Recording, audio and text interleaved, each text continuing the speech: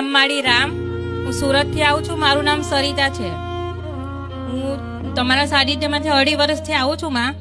મારું અડધું શરીર બહુ દુખતું હતું બા, ને મારથી કઈ કામ પણ નહીં થતું. દવા પણ કરાવી, રિપોર્ટ કરાવી, બધા નોર્મલ આવ્યા.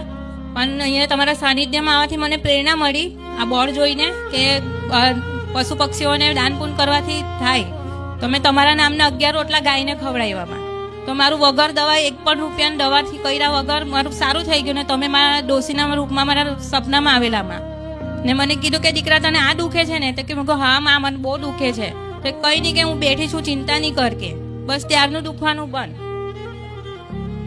એ તો ઘણા સમયથી, હા ઘણા વર્ષથી દવાખાનું રિપોર્ટ બિપોર્ટ કરાવેલા ના, કોઈ જ ફરક નહીં પડેલો.